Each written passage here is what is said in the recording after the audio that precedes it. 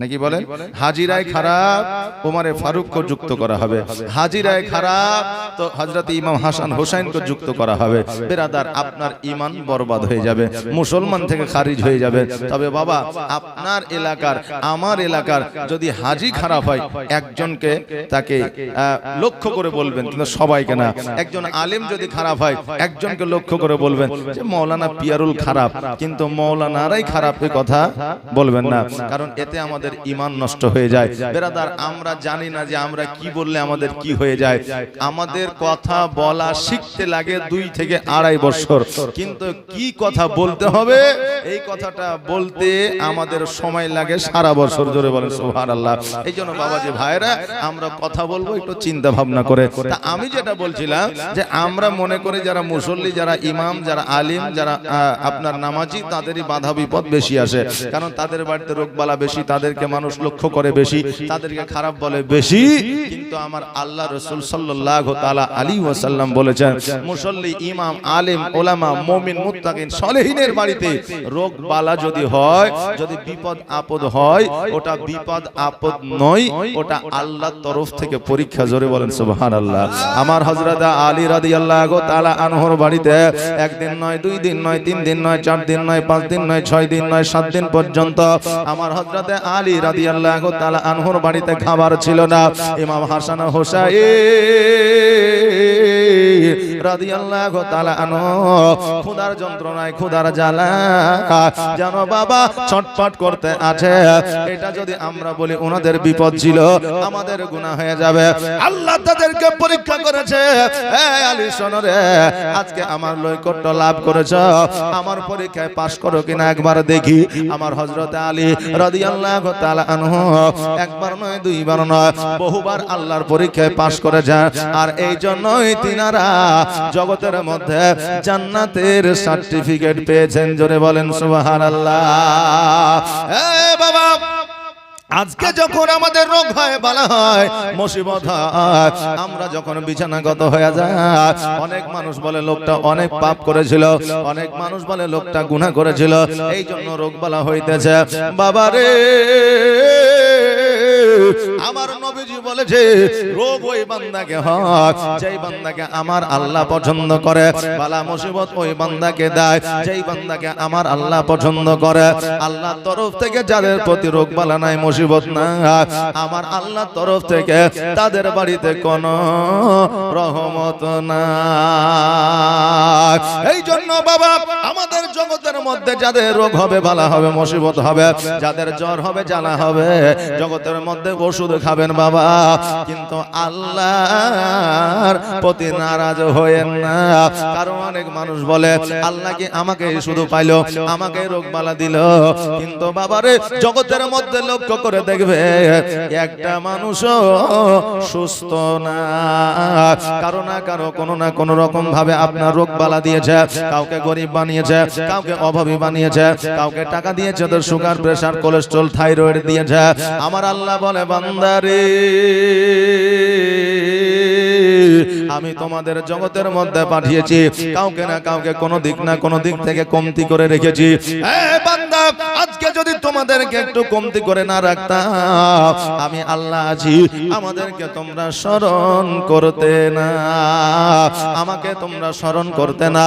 বাবাজি ভাইরা, আমরা যারা সুখ পেয়ে গেছি, আমরা যারা জগতের মধ্যে চলাফেরা করছি, আমরা অনেকেই আছি যে আল্লাহ আছে কিনা এটাই আমরা জানি না। কেননা আমরা আল্লাহর শুকরিয়া আদায় করি না, আমরা আল্লাহর প্রশংসা করি না, সারা দিনের মধ্যে আল্লাহকে একবারও হয়তো ডাকি না। বাবা, আল্লাহ তাবারাক তাআলা জগতের মধ্যে আপনাকে যেটা দিয়েছে, আল্লাহ তাবারাক তাআলা জগতের মধ্যে যেটার অধিকারী আপনাকে বানিয়েছে, আজকে হয়তো ওটা অন্য কোনো বান্দাকে দেয় না। এই জন্য সর্বদা শুকরিয়া আদায় করবে, যেমনই অবস্থায় থাকেন না কেন, যেই হালাতেই থাকেন না কেন। বান্দা যদি বলে, বান্দা তুমি কেমন আছো, সকল ব্যথা বেদনা যন্ত্রণা ভুলে গিয়া একবার বলবে আলহামদুলিল্লাহ। আলহামদুলিল্লাহ আমি ভালো আছি, এটাতে আমার আল্লাহ খুশি হয়ে যাবে। আর আমার আল্লাহ বলবে বান্দা এত অসুস্থতার মধ্যে থাকিয়া, বান্দা এত বাধা বিপদেও থাকিয়া, বান্দা এত ব্যথা যন্ত্রণা থাকার পরেও আমার প্রশংসা করে বলে ভালো আছি। যাও যাও বান্দা, আমি তোমার সকল বাধা বিপদ দূর করে দিলাম। জোরে বলেন সুবহানাল্লাহ। এ বাবা, উপার্জন করে আমরা মনে করি টাকা পয়সা জোগাড় করে রাখলে, টাকা পয়সা যদি গোছায় রাখি ভবিষ্যতে কাজে লাগবে, রোগ বালা হইলে ডাক্তারকে দেওয়া লাগবে। কিন্তু আমার রাসূল বলেছে বান্দারে, তোমরা টাকা পয়সা না গোছায়া আল্লাহর ইবাদত করে তোমরা নেকি গোছায় রাখো, ভবিষ্যতে তোমাদের রোগ বালাই হবে না। জোরে বলেন সুবহানাল্লাহ। ও বিরাদার, আজকে আমাদের রমনা গ্রামে জলসা চলতেছে, জীবনী চলতে আছে, কিন্তু বাবারে এই যে আপনার প্যান্ডেল ভর্তি হয়ে গেছে, যদি সকল মানুষ বাড়ি থেকে যদি একটা করে আসে এই প্যান্ডেলে জায়গা দেওয়া যাবে না। কথা ঠিক না ভুল? জায়গা দেওয়া যাবে না। কিন্তু বাবারে আমরা যে নেকির আশা করি, কেমন করে নেকি পাবো? কারণ এখনকার আমলে ইসলামের জন্য আমাদের যুদ্ধের ময়দানে যেতে হয় না, জিহাদ করতে হয় না, প্রাণ দিতে হয় না, নামাজ পড়লে আমাদের কেউ আঘাত করে না, রোজা রাখলে আমাদের কেউ আঘাত করে না। আজকে বর্তমানে আমাদের প্রাণ বিলীন করতে হয় না। আর আগের আমলে নামাজটা পড়তে হতো বাবা চুপি চুপি। নামাজ পড়া অবস্থায় যদি কোনো কাফের দেখে নিত, পাথরের আঘাত করত। আমার নবী মুস্তাফা যখন ডাক দিতেন, সকল সাহাবী রাত্রি হোক আর দিন হোক না কেন তলোয়ারখানা ঢালখানা নিয়ে যুদ্ধের ময়দানে হাজির হইতে চিন্তা করতেন না আমার বিবি বাল বাচ্চার কি হবে, চিন্তা করতেন না আমার কি হবে, চিন্তা করতেন না আমার তো জীবনটা চলে যাবে, এই রকম কোনো চিন্তা ছিল না। তলোয়ার নিয়ে গিয়ে হাজির হয়ে যাইতো যুদ্ধের ময়দানে। প্রাণ যাবে যা, কিন্তু আমার ইসলামকে জিন্দা করতে হবে। এই রকম চিন্তা ভাবনা আগের মানুষের ছিল, এই জন্য জগতের মধ্যে জান্নাতের সার্টিফিকেট পেয়েছে। আর আমাদের তো যুদ্ধের ময়দানে যেতে হয় না, জিহাদের ময়দানে যেতে হয় না, প্রাণ বিলীন করতে হয় না। এখনো বর্তমানে মসজিদে যেতে হয়, মিলাদ মাহফিলে যেতে হয়, জালসায় যেতে হয়, আর আমরা এইগুলোতে যেতে পারি না। জান্নাতের আশা কেমন করে করতে পারি? পারা যাবে বাবা? আপনার ধরেন কোন অফিসে কাজ আছে, এখন আপনার ওই অফিসের দরকার পড়ে গেল, আপনি যদি মনে করেন যে আমি বাড়ি থেকেই অফিসের কাজটা কমপ্লিট করে নিব, তো আপনার কখন হবে সম্ভব? যখন অফিসের কোন স্টাফের সঙ্গে আপনার সুখ থাকবে, তাই না বাবা? যখন অফিসে যখন আপনার একটা লিঙ্ক থাকবে, একটা সম্পর্ক থাকবে, তখন আপনি ওই কাজটা বাড়িতে বসে থেকেই করতে পারবেন ফোন করে। আর যদি সম্পর্ক ঠিক না থাকে, যদি লিঙ্ক না থাকে, বাড়ি থেকে করতে পারবেন 10 দিন 15 দিন 20 দিন আপনাকে ঘুরতে হবে। ঠিক তেমনই মসজিদে যাবেন না, নামাজ পড়বেন না, আল্লাহর সঙ্গে সম্পর্কটা ঠিক রাখবেন না, আল্লাহর নৈকট্য লাভ করবেন না, জালসাতে যাবেন না, আর জালসাতে গিয়ে আমার রাসূলকে খুশি করবেন না। কাল কিয়ামতের দিনে যদি বলেন আমি জান্নাত লিব, পাওয়া যাবে? যাবে না। এই জন্য জালসাতে যান আর মিলাদুন নবীতে যান। এই মিলাদটা হলো আমার নবীর। আমার নবী যদি খুশি হয়ে যায়, তাহলে কাল কিয়ামতের দিনে আমার নবী আমাদের শাফাত লাভ করাবে। জোরে বলেন সুবহানাল্লাহ। হে বাবাজি ভাইরা আসেন, আগামী কালকে আমি মা ফাতেমার জীবনী আমি একটা জায়গায় ছেড়েছিলাম, যেটা হলো আমার মা ফাতেমা জোহরা রাদিয়াল্লাহু তাআলা আনহা ইহুদির বাড়িতে গিয়েছিল রে বাবা দাওয়াত খেতে। ইহুদির বাড়িতে যাওয়ার পরে আমার মা ফাতেমা একটা নয়, দুইটা নয়, তিনটা নয়, চারটা নয়, পাঁচটা নয়, আমার মা ফাতেমা জোহরা রাদিয়াল্লাহু তাআলা আনহা জানো বাবা 113টা নারীকে মুসলমান বানিয়েছিলেন।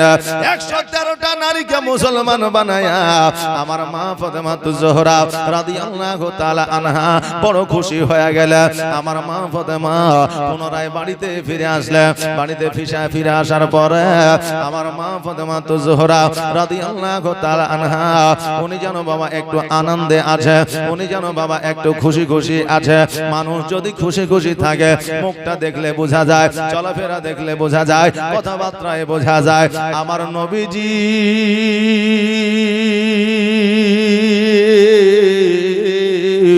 আমার মা ফাতেমাকে বলতেছে, ফাতেমা আজকে তোমার মনটা বড় ভালো আছে রে মা, আজকে তোমার মনটা আনন্দিত আছে রে মা, আজকে তোমার মনটা খুশি খুশি মনে হয় কেন? ও ফাতেমা বলো বলো, যাওয়ার সময় তোমার মনটা ভালো ছিল না, আসার সময় তোমার মনটা যেন ভালো হয়ে যায়। এ ফাতেমা বলো বলো, আজকে তোমার আনন্দ দেখিয়া, আজকে তোমার খুশি দেখিয়া আমি নবী খুশি হইয়া গেলাম। ও ফাতেমা যেই দিন থেকে তোমার মা ইহ জগৎ ছেড়ে পর জগৎ গমন করেছে, যেই দিন তোমার মা ইন্তেকাল করেছে, সেই দিন থেকে তোমার মনে খুশি ছিল না, তোমার মনে আনন্দ ছিল না, তোমার মুখে হাসি ছিল না রে মা। আজকে এত আনন্দ কারণটা কি বলো? কারণ আমার নবী তো সব কিছুই জানে, কারণ আমার নবী তো ইলমে গায়বের সংবাদ দেনেওয়ালা দাতা। কিন্তু আমার নবীজি ইতিহাসের পাতায় উঠায় দেওয়ার জন্য, মানুষকে জানাইয়া দেওয়ার জন্য আমার ফাতেমাকে জিজ্ঞাসা করে, ফাতেমা বলো বলো তুমি কেন এত আনন্দে আনন্দিত হয়েছ? আমার ফাতেমা বলতেছে, আব্বা গো আজকে যে ইহুদির বাড়িতে গিয়েছিলাম দাওয়াত খাইতে, যে ইহুদি আপনাকে ঘৃণা করে, আমাকে ঘৃণা করে, যে ইহুদি আব্বা গো আপনাকে দেখতে পারে না, আপনাকে জাদুকর বলে আখ্যায়িত করে, ও আব্বা আজকে ওই ইহুদির বাড়িতে একটা নয়, দুইটা নয়, তিনটা নয়, চারটা নয়, 50টা নয়, 100টা নয়, 113টা ইহুদি কন্যাকে আমি ফাতেমা মুসলমান বানিয়েছি। ও আব্বা আজকে ইসলামের প্রচার প্রসার করেছি। এ বাবা আমরা ফাতেমাতুজ জোহরা রাদিয়াল্লাহু তাআলা আনহাকে বাবা আমরা বলি জান্নাতের রানী। উনি একজন জান্নাতের সর্দানী, উনি আমার নবীজির বেটি ছিলেন, উনি আমার নবীজির বেটি ফাতেমা ছিলেন, আমরা এই বলে আখ্যায়িত করি। কিন্তু বাবারে আমার ফাতেমাতুজ জোহরা রাদিয়াল্লাহু তাআলা আনহা উনি শুধু জান্নাতের রানী ছিলেন না, জগতের মধ্যে একজন ইসলামের প্রচার ও প্রসারক ছিলেন। জোরে বলেন সুবহানাল্লাহ। এ বাবা আজকে ফাতেমাতুজ জোহরা রাদিয়াল্লাহু তাআলা আনহা জগতের মধ্যে চলাফেরা করেছে, পর্দা নিয়েছে, বাবারে পর্দা করে চলেছে। আজকে আমার ফাতেমা কোনো বেগানা পুরুষের সঙ্গে কথা বলে না, কোনো বেগানা পুরুষকে চেহারা দেখায় না, কোনো বেগানা পুরুষের সম্মুখে যাওয়া তো দূরের কথা, ফাতেমা জগতে আছে কিনা এটাই মানুষ জানতে পারতো না। ওই ফাতেমার ব্যবহার চরিত্র দেখিয়া, ওই ফাতেমার আখলাক দেখিয়া আজকে আরবের মহিলারা, আজকে আরবের কন্যারা আমার ফাতেমার কাছে আসিয়া আমার নবীজির কালমা পড়িয়া মুসলমান হয়ে গিয়েছে। আজকে বাবারে আমাদের কিছু কিছু মা বোনেদের এমন চলাফেরা, এমন মডার্ন ভাবে তারা চলে, দেখে মনে হয় না যে এ মুসলমান ঘরের কন্যা না বেধর্মী ঘরের কন্যা। বাবাজি ভাইরা, বহুদিন আগে একজন আলেম বলেছিলেন যে বাবারে আজকে বর্তমানে দাড়ি রাখিও, টুপি মাথায় দিও, পাঞ্জাবি পরিধান করিও, কেননা আজকে মুসলমানদের প্রতি যেইভাবে অত্যাচার করা হচ্ছে, তুমি যদি মডার্ন হইয়া দাড়ি ছিলিয়া, তুমি যদি বিনা টুপিতে বিনা পাঞ্জাবিতে তুমি ঘোরো, তোমার মওত তো হবে হবে, তোমার ইজ্জত যাবে। কারণ ওই লোকটাকে দেখে যখন বোঝা যাবে না যে হিন্দু না মুসলমান না খ্রিস্টান না ইহুদি, তখন বলবে এর প্যান খুলে দেখে মুসলমান না খ্রিস্টান নাকি বলে। আপনার জান তো যাবেই যাবে, ইজ্জত যাবে, তবে বাবা ইজ্জতের সহিত মরার চেষ্টা করেন। এই জন্য বাবা মুখে সুন্নাত রাখবেন, দাড়ি রাখবেন, টুপি রাখবেন, আর পাঞ্জাবি পরার চেষ্টা করবেন। কমসে কম প্রতিদিন যদি পড়তে না পারেন তো জুম্মার দিনে পাঞ্জাবি পায়জামা টুপি লাগিয়ে জুম্মার নামাজটা পড়তে যায়। জোরে বলেন ইনশাআল্লাহ। এটা আওয়াজ দিয়ে বলেন না ইনশাআল্লাহ, সুবহানাল্লাহ। বাবাজি ভাইরা, আমার মা ফাতেমার চরিত্র দেখিয়া আরবের মহিলারা নবীর কালমা পড়ে মুসলমান হয়েছে। ওই ফাতেমা তু জোহরা রাদিয়াল্লাহু তাআলা আনহা বলতেছে, আব্বা গো, আমি আজকে 113টা কন্যাকে মুসলমান বানিয়েছি। আমার নবীজি এই কথা শুনিয়া আমার নবীজি খুশি হয়ে গেল। আর আমার মা ফাতেমা তু জোহরা রাদিয়াল্লাহু তাআলা আনহার মাথায় হাত দিয়ে বললেন, ফাতেমা, এই জন্য তো আমার আল্লাহ তাবারাক তাআলা তোমাকে জান্নাতের রানী বানিয়েছে, এই জন্য তোমাকে জান্নাতের সর্দারিনী বানিয়েছে। ও মা, আজকে তুমি ইসলামের প্রচার প্রসার করবে, আমার আল্লাহ তাবারাক তাআলা খুশি হয়ে যাবে। এ বেরাদা, আমার মা ফাতেমা তো জোহরা রাদিয়াল্লাহু তাআলা আনহা আমার নবীজির বাড়িতে সেই দিন থেকে জীবন যাপন করেছে। আর আমার নবীজি ইসলামের প্রচার প্রসার ও প্রচার করে আসছে। একদিন আমার নবীজি হঠাৎ করে মসজিদে তাকরীর করতে করতে বক্তব্য দিতে দিতে আমার নবীজি বলতেছে, আমার সাহাবীরা, আজকে তোমাদের একটা কথা আমি বলতে চাই, আজকে তোমাদের কাছে একটা প্রচার আমি করতে চাই। আমার নবীজি বলল, শোনো রে সাহাবীরা, আজকে আমার একটা কলিজা টুকরা আছে, বাড়িতে আমার একটা ছোট্ট মা আছে, বাড়িতে আমার একটা ছোট্ট কন্যা আছে, যার নাম হলো ফাতেমা। আজকে তারা বন্ধু বান্ধবীর বিবাহ হয়ে গেছে। আজকে আমার ফাতেমা তু জোহরা রাদিয়াল্লাহু তাআলা আনহার 16 বছর বয়স হয়ে গেছে। ও সাহাবীরা, আজকে আমার মা ফাতেমার বিবাহ দিতে চায়। সাহাবীরা রে, আমার কন্যার জন্য একটা ভালো জামাই খুঁজে দাও। আমাদের বেটি, আমাদের মা, আজকে আমাদের বোনদের বিয়ের জন্য ঘটকের প্রয়োজন হয়েছে, নইলে কেউ না কেউ বিয়ের প্রস্তাব নিয়ে এসেছে। জামাই দেখেছি ভালো না খারাপ, মদ খায় না, গাঁজা খায় না, তাড়ি খায়, কি করে ব্যবহার চরিত্র দেখিয়া তারপরে মেয়ে দিয়েছি, বোন দিয়েছি। বেরাদার, আজকের যুগে এইভাবে কিন্তু আমাদের ভেরিফাই হয় না।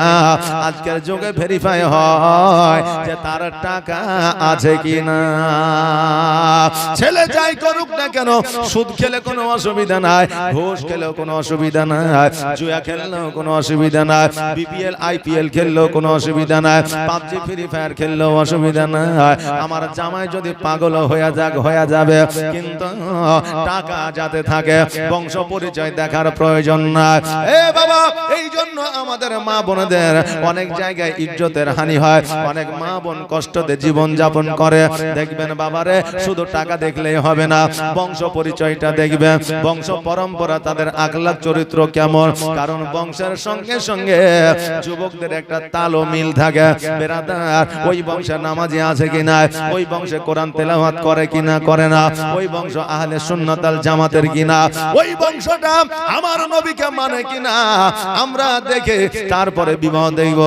দেখবেন ওই কন্যা, ওই মহিলা সুখে জীবন যাপন করবে। আমার ফাতেমা রাদিয়াল্লাহু তাআলা আনহা জগতের মধ্যে চলাফেরা করেছে, একটু অন্যায় ছিল না, একটু দোষ ছিল না। আজকে ফুলের কলঙ্ক ছিল তো আমার মা ফাতেমার কলঙ্ক ছিল না। আমার মা ফাতেমার দোষ কেউ দেখাতে কোনোদিন পারেনি, কিয়ামত পর্যন্ত পারবে না। এই জন্য বাবারে, আমার ফাতেমাকে বিবাহ করার জন্য আরবের মধ্যে অনেকেই পাগল ছিল। আজকে আপনার রমনা গ্রামে যদি একজন মহিলা পর্দা করে, সুশিক্ষায় শিক্ষিত হয়, যদি রূপবতী, যদি গুণবতী মহিলা থাকে, ওই মহিলার বিয়ে দেওয়ার জন্য আইবাড়ি খুঁজতে হবে না, ঘটক খুঁজতে হবে না। আপনার বিবাহ করার জন্য দেখবেন জামাই আপনার বাড়িতে আসবে। মেয়ের ব্যবহার, আখলাক চরিত্র, পর্দা যদি থাকে, তাহলে দেখবেন বিয়ের কাজ অটোমেটিক চলে আসবে। না আসবে না? আসবে। বাবারে, আমার ফাতেমা জোহরা রাদিয়াল্লাহু তাআলা আনহার যখন বিবাহের কথা বললে, সাহাবীরা বললে, হুজুর গো, আমার সঙ্গে কি দেওয়া যায় না? আরেকজন সাহাবী বললেন, হুজুর, আমার সঙ্গে কি বিবাহ দেওয়া যায় না? ওগো হুজুর, আমরা বিবাহ করার জন্য প্রস্তুত আছি, আর আপনি জামাই খুঁজতে বলছেন, কারণটা কি? আমার নবীজি বললেন, সাহাবীরা তোমরা যারা আজকে বিয়ের প্রস্তাবে রাজি হইতেছ, আজকে তোমাদের টাকা আছে, পয়সা আছে, ধন আছে, সম্পত্তি আছে, তোমরা ধনী মানুষ, কিন্তু আমি নবীজি এমন একটা জামাই খোঁজে আমার কন্যার বিবাহ দেব, যার টাকা থাকবে না, পয়সা থাকবে না, যে হবে অভাবী, যে দিন খাটবে দিন খাবে, আমি তার সঙ্গে আমার কন্যার বিবাহ দেব। কারণ হইল আমার আল্লাহ নিজেই বলেছে, যাকে আমি টাকা দিয়েছি, পয়সা দিয়েছি, যাকে আমি ধন দিয়েছি, সম্পদ দিয়েছি, নিশ্চয় আমি তাকে আমার ইবাদত বান্দেগী থেকে দূরে রেখেছি। জোরে বলেন সুবহানাল্লাহ। এই জন্য আমি আমার কন্যার বিবাহ এমন একজনের সঙ্গে দেব, যার টাকা থাকবে না, পয়সা থাকবে না, যার জমি জায়গা থাকবে না, যার অট্টালিকা থাকবে না, একবেলা খাইবে অপর বেলা খাবে, একবেলা রোজগার করবে অপর বেলা খাইবে, আমার মেয়েকে আমার কন্যাকে অতি ভালোবাসবে। আর যাদের টাকা থাকবে, আমি নবী গরিব, আজকে আমার কন্যার প্রতি কোনো অহংকার তাদের থাকবে। এই জন্য গরিবের সঙ্গে আমি বিবাহ দিতে চাই। বাবারে, আমার নবীজি আজকে প্রচার প্রসারটা করিয়া যখন বাড়ির মধ্যে এসেছেন, আসার পরে দেখতেছেন চিঠি আসতে আছে, চিঠি বুঝেন তো জি, চিঠি আসতে আছে। আমার হযরতে আবু বকর সিদ্দিক রাদিয়াল্লাহু তাআলা আনহুকে বললেন, এই আবু বকর, দেখো দেখো কতগুলো চিঠি এসেছে, কিসের চিঠি? এবার যখন গিয়ে দেখছে শত শত চিঠি আপনার পড়ে আছে। আবু বকর বলে, ইয়া রাসূলুল্লাহ, ইয়া হাবিবাল্লাহ, নবী গো, আজকে শত শত চিঠি এই জায়গায় পড়ে আছে গো নবী। আমার ফাতেমা তো জোহরা রাদিয়াল্লাহু তাআলা আনহাকে বিবাহ করার উদ্দেশ্যে আজকে আরবের মানুষেরা চিঠি পাঠিয়েছে। আমার নবীজি বললেন, আবু বকর, সমস্ত চিঠিগুলো একত্রিত করে নিয়ে আসো। এবার আবু বকর নিয়ে আসলেন। আমার নবীজি বললেন, এই আবু বকর, এবার একটা একটা করে চিঠিগুলো আমাকে পড়ে শোনাও। আমার আবু বকর সিদ্দিক রাদিয়াল্লাহু তাআলা আনহু উনি যেন চিঠি পড়ে পড়ে শোনাচ্ছেন, হঠাৎ করে পড়তে পড়তে যেন থমকে দাঁড়িয়ে গেছে। এবার আমার নবীজি বলে, আবু বকর,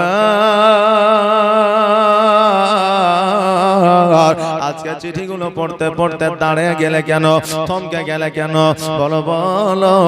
আবু বকর বললে, হুজুর গো, এতগুলো চিঠির মধ্যে এমন একটা চিঠি এসেছে গো নবী, যার নামখানা দেখেই চমকে গেছি। বলে, কার চিঠি? আবু বকর বলে, হুজুর গো, এই চিঠিটা আরবের মধ্যে আর অন্য কারো চিঠি নয়, এই চিঠিটা হলো আমার হযরতে আলী। সঙ্গে সঙ্গে আমার নবীজি চিঠিখানা নিয়ে নিলেন, নেওয়ার পরে ঘরের মধ্যে গেলেন, কারণ পার্সোনাল চিঠি পার্সোনাল জায়গায় দেখা ভালো, এটা আমার নবীজি শিখিয়ে গেছে। অপরের চিঠি দেখতে বারণ করে গেছে, পার্সোনাল চিঠি, গোপনীয় চিঠি, যার চিঠি তাকে দিয়ে দিতে বলা হয়েছে। বাবারে, আমার নবীজি চিঠিখানা যখন খুলেছে, আসসালামু আলাইকুম, ওয়া আলাইকুম আসসালাম, আমার নবীজি সালামের উত্তরখানা দিলে। এবার চিঠিটা লক্ষ্য করে দেখছেন, জানো আমার আল্লাহ বলে দিয়েছে, হাবিব, এই চিঠিটা আলী পাঠায় না, এই চিঠিটা আমি আল্লাহ পাঠিয়েছি।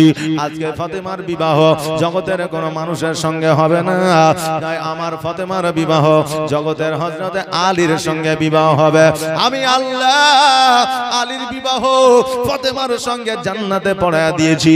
নবী গো, তুমিও জগতে পড়ায়া দাও। নবী আমার আবু বকর সিদ্দিক রাদিয়াল্লাহু তাআলা আনহুকে ডাক দিলেন, দেওয়ার পরে বলে, আবু বকর, আজকে আমি যে বিবাহের প্রচারটা আমি আরবে করেছি, কিন্তু আমার আল্লাহ আলীর সঙ্গে বিবাহটা পড়া দিয়েছে, কিন্তু আমি যে প্রচার করেছি, আজকে যদি আলীর সঙ্গে বিবাহ দিয়া দিই, আজকে আরবের মানুষেরা বলবে, দেখ রে দেখ, আজকে আলীর সঙ্গে যদি বিবাহ দেবে, বিয়ের প্রচারটা কেন করেছে, জামাই কেন খুঁজতে বলেছে, এই কথা হয়তো আরবের মানুষেরা বলবে। অতএব শোনো রে, আমি নবীজি আজকে আবু বকর তুমি এলান করে দাও, প্রচার করে দাও আরবের মধ্যে যে আগামী কালকে যে কোরআন তেলাওয়াত করে একটা খতমের সব হাসিল করতে পারবে, সবার আগে আমি নবীজি তার সঙ্গে আমার ফাতেমার বিবাহ দিয়ে দিব। কম্পিটিশন রাখা হইল। আজকে চিঠি দিয়ে লাভ হবে না, আজকে পত্র দিয়ে লাভ হবে না। যারা সর্বপ্রথম কোরআন তেলাওয়াত করে একটা খতমের সব হাসিল করবে, আমি নবী তার সঙ্গে বিবাহ দিয়ে দিব। আজকে আবু বকর বলে, ইয়া রাসূলুল্লাহ, ইয়া হাবিবাল্লাহ, নবী গো, আজকে এই প্রতিযোগিতা, আজকে যদি কম্পিটিশনে যদি আবু বকর বলতেছে যদি আমার হযরতে আলী রাদিয়াল্লাহু তাআলা আনহু যদি না পারে তবে কি হবে গো নবী? আমার নবীজি বলে, আবু বকর তুমি কি জানো না, জানো না আমি হলাম ইলমের ঘর, আমি হলাম ইলমের শহর, আমি হলাম জ্ঞানের শহর, আর ওই জ্ঞানের দরওয়াজা, আর ওই ইলমের দরওয়াজা আমার হযরতে আলী। জোরে বলেন সুবহানাল্লাহ। আমার আলী রে আজকে জগতের মধ্যে ইলমের দরওয়াজা, অতএব আলীর আগে কেউ খতম তুলতে পারবে না। আবু বকর সিদ্দিক রাদিয়াল্লাহু তাআলা আনহু উনি যেন বাবা এলান করে দিলেন আগামী কালকে সকালবেলা মসজিদে আসিয়া যারা কোরআন তেলাওয়াত করে, যারা এক খতমের সব হাসিল করবে, আমার ফাতেমার সঙ্গে তার বিবাহ হবে। পরের দিন সকালবেলা আপনার হিন্দু, মুসলিম, ইহুদি, খ্রিস্টান, নাসারা সকল মানুষ আসিয়া যেন কোরআন তেলাওয়াত করেছে আমার ফাতেমাকে বিবাহ করার উদ্দেশ্যে। এবার আপনি বলবেন, হুজুর গো, কোরআন তো আরবি ভাষায় লেখা, কোরআন তো আরবি বাক্যে লেখা, আজকে কেমন করে বেধর্মীরা পড়তে পারলো? এ বাবা, আজকে আমরা বাঙালি, আমরা বাংলা ভাষায় যে কোনো কিতাব, যে কোনো বই যদি লেখা থাকে আমরা সেটা পড়তে পারি, সে যে ধর্মেরই হোক না কেন, সে যে ধর্মেরই হোক না কেন সে পড়তে পারবে। আরবের ভাষাটাই ছিল আরবি ভাষা। আজকে ইহুদি, নাসারা, খ্রিস্টান, মূর্তি পূজারী, চন্দ্র পূজারী, সূর্য পূজারী সবাই যেন আরবি পড়তে পারত, এই জন্য সবাই সম্মানের সহিত যত্ন সহকারে কোরআন তেলাওয়াত করতেছিল। আবু বকর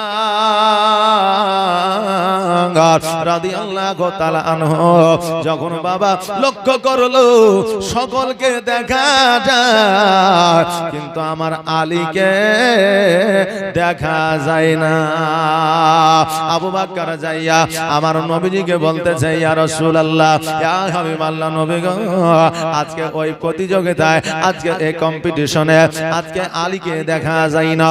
নবী আমার বলে, আবু বকর দেরি নয়, দেরি নয়, জলদি করে যাও, আমার আলী কোথায় আছে, আর আলীকে নিয়ে এসে তুমি কোরআন তেলাওয়াত করতে বলো।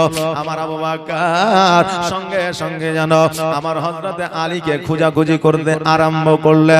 আজকে খুঁজতে খুঁজতে যেন কোনো জায়গায় পাওয়া যায় না, হঠাৎ করে দেখছে যেন আমার আলী রাদিয়াল্লাহু তাআলা আনহু কয়েকটা ছাগল বকরি নিয়ে যাইয়া জঙ্গলের মধ্যে চড়াই করতেছে, আর আমার আলী একটা ফাঁকা জায়গায়, খালি জায়গা আপনার মাটির মধ্যে যেন শুয়ে আছে। আবু বকর যাইয়া বলল, এই আলী, তুমি কি জানো না, জানো না আজকে ফাতেমার বিবাহ তোমার সঙ্গে দেবে। একটাই আমার নবীজি কম্পিটিশন রেখেছে, প্রতিযোগিতা রেখেছে, যাও যাও যাও, জলদি করে চলে যাও। আলী রাদিয়াল্লাহু তাআলা আনহু এই কথাটা শুনিয়া চমকে উঠেছে, উঠার পরে বলতেছে, আবু বকর আজকে আমার নবীজি আমার সঙ্গে কি ফাতেমার বিবাহ দেবে?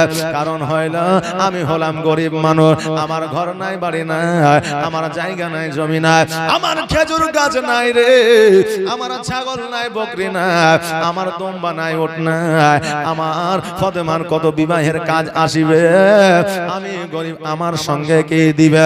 আবু বকর বলে, আলী রে তুমি জানো না আমার নবী তো তোমার সঙ্গে ফাতেমার বিবাহ দেবে, কিন্তু আমার আল্লাহ জান্নাতের মধ্যে তোমাদের বিবাহ পড়ায়া দিয়েছে। কিন্তু আলী,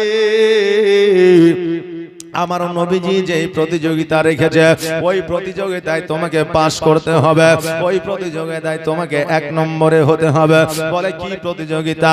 বলে কোরআন তেলাওয়াত করে যে একটা খতমের সব আগে হাসিল করবে তার সঙ্গে ফাতেমার বিবাহ হবে। আলী বলতেছে ওটা তো আমার 1 মিনিটের কাজ। বলে বারে 1 মিনিটের কাজ? বলে হ্যাঁ। বলে একটা পারা পড়তে গেলে যত বড় হাফিজ হোক না কেন মিনিমাম 14 থেকে 15 মিনিট লাগে। আজকে তুমি 1 মিনিটে খতমের তুমি সব হাসিল করবা, এটা কি করে সম্ভব? বলে আমার কাছে এটা ছেড়ে দাও। আমার আবু বকর বলে এ আলী, তবে তুমি দেরি করিও না, দেরি করিও না, জলদি করে যাও। আমার আলী রাদিয়াল্লাহু তাআলা আনহু বাবা বাড়িতে আসলেন, আসার পরে গোসল করলেন, ওযু বানালেন, পরিষ্কার পরিচ্ছন্ন হইলে, টুপি লাগাইলে, জুব্বা পরিলে, আর ওই মসজিদে গিয়ে হাজির হইলে। হাজির হওয়ার পরে কোরআনটা খুললেন বাবা, আর যেন বন্ধ করলেন। জোরে বলা যাবে না সুবহানাল্লাহ। অন্যান্য যারা কোরআন তেলাওয়াত করতেছিল তারা আলীর দিকে তাকায়া বলছে, আলী রে, আজকে ফাতেমাকে বিবাহ করার জন্য তুমি তো দেখি পাগল হয়ে গেছো, এই মাত্র কোরআন খুললে আর বন্ধ করে দিলে, কারণটা কি? বলে আমার কোরআন খতম হয়ে গেছে। অন্যান্য মানুষেরা হাসি দিয়ে বলতেছে, আলী রে, তুমি তো সত্যি সত্যি পাগল হয়ে গেছো, কারণ কয়েক মিনিটে কোরআনের খতমের সব পাওয়া যায় না। আলী বলতেছে, আরববাসীরা, আজকে আমি আলী পাগল হয়ে নাই, আজকে তোমরা পাগল হয়ে গিয়েছ, আমি সঠিক জায়গাতে আছি।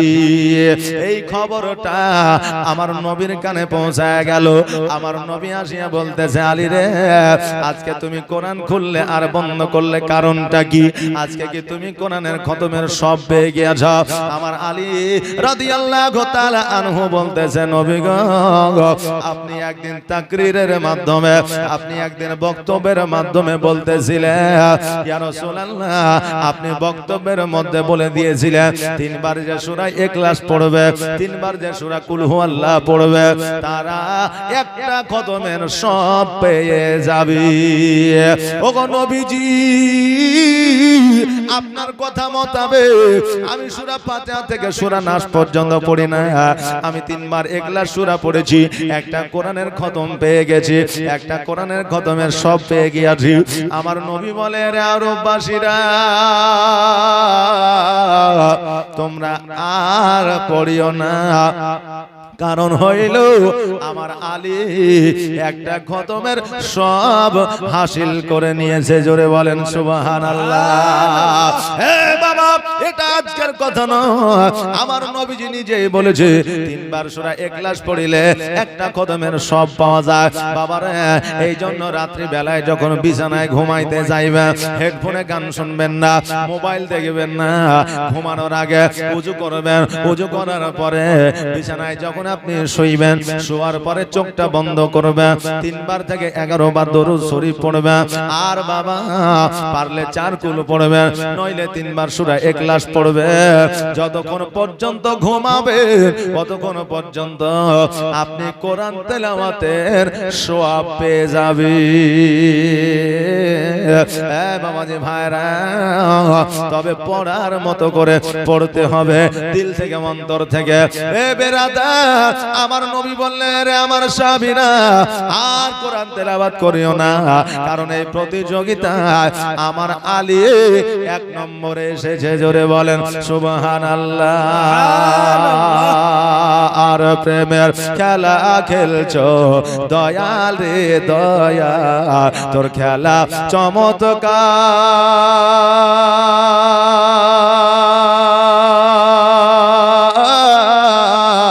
আর না পাকে মানুষ বানায়া আমি লাই শোভা যার রে,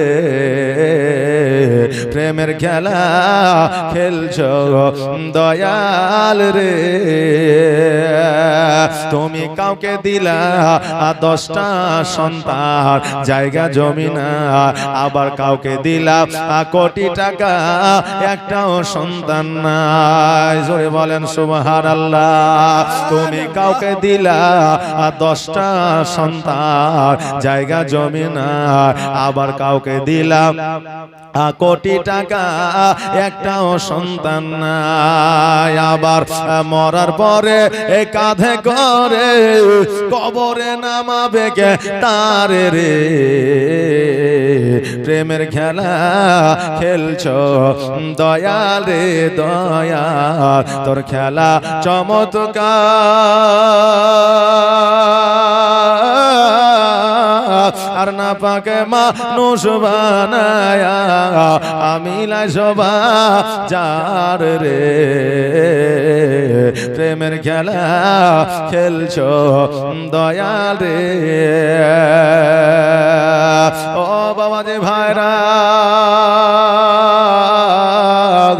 আমার হযরতে আলী রাদিয়াল্লাহু তাআলা আনহুকে ডাক দিলেন, দেওয়ার পরে বলে, আলী রে, আজকে আমার বেটি ফাতেমাকে যে বিবাহ করবা, আমার বেটির সঙ্গে তোমার বিবাহ হবে, তবে আলী শোনো, আজকে কি তোমার কাছে মোহরানার টাকা আছে? আমার আলী বলতেছে, ইয়া রাসূলুল্লাহ, ইয়া হাবিবাল্লাহ, নবী গো, আমার কাছে মোহরানার টাকা তো দূরের কথা, আজকে আমার এক বেলা খাওয়ার মতো পয়সা না। নবী আমার বললে, আলী, আজকে যদি মোহরানা না থাকে রে, আজকে বিবাহ হবে না, এই জন্য মোহরানার টাকা তোমাকে ব্যবস্থা করতে হবে। আলী যেন চুপ করে দাঁড়িয়ে আছে। নবী আমার বলতেছে, আলী, আজকে তোমার বাড়িতে কি কি আছে বলো। নবী আমার যখন এই কথা বললে, আলী বলতেছে, আমার বাড়িতে একটা লোটা আছে, আমার বাড়িতে একটা তলোয়ার আছে, আমার বাড়িতে একটা ঢাল আছে। নবী গো, এটা ছাড়া আমার বাড়িতে আর কিছুই না, এমনকি বাড়িখানা আমার না। আমি একটা খেজুর গাছের পাতা দিয়া ছোট্ট করে কুটির বানিয়েছি গো নবী, ওই জায়গায় আমি আলী বসবাস করি। আজকে এই 3টা জিনিস ছাড়া আমার আর কিছুই নাই। নবী আমার বললে, আলী রে, আজকে তোমাকে তলোয়ার বিক্রি করতে হবে না, আজকে তলোয়ার বিক্রি করলে যুদ্ধের ময়দানে গেলে অসুবিধা আছে। আজকে তোমাকে লোটাটা বিক্রি করতে হবে না, লোটাটা বিক্রি করলে তোমার ওযু করতে অসুবিধা হবে, পানি পান করতে অসুবিধা হবে। আলী, আজকে তোমার ঢালখানা বিক্রি করে দাও, কারণ ঢাল ছাড়াও যুদ্ধের ময়দানে যাওয়া যায়, আর ঢালটা তুমি বিক্রি করে দেওয়ার পরে আমার কন্যা ফাতেমার তুমি মোহরানা আদায় করে না। আলী, আজকে তুমি ঢালটা বিক্রি করে দাও, পরবর্তীতে আবার তুমি ঢালটা কিনে নিবে, তোমার কোনো অসুবিধা হবে না। আমার আলী রাদিয়াল্লাহু তাআলা আনহু যখন এই কথা শুনলেন, সঙ্গে সঙ্গে বাড়িতে গেলেন, যাওয়ার পরে ঢালখানা নিলেন, আর ঢালখানা নামার পরে আমার নবীজির কাছে হাজির হইলেন। নবী আমার বলে, আলী রে, আমার কাছে এসেছো ভালো কথা, তবে বাজারে যাও, আর যাওয়ার পরে ঢালটাকে বিক্রয় করো। আমি ততক্ষণ এই জায়গায় দাঁড়িয়ে আছি, আমি এই জায়গায় মসজিদে আমি থাকছি, তুমি যতক্ষণ পর্যন্ত না আসবে ততক্ষণ পর্যন্ত আমি কোথাও যাব না। আলী রাদিয়াল্লাহু তাআলা আনহু ওই ঢালখানাকে লইয়া যেন বাজারের দিকে রওনা হয়ে গেল। কিছু দূর যাওয়ার পরে দেখতে যেন আমার হযরতে ওসমান গনি রাদিয়াল্লাহু তাআলা আনহু যেন বাবা দাঁড়িয়ে আছে।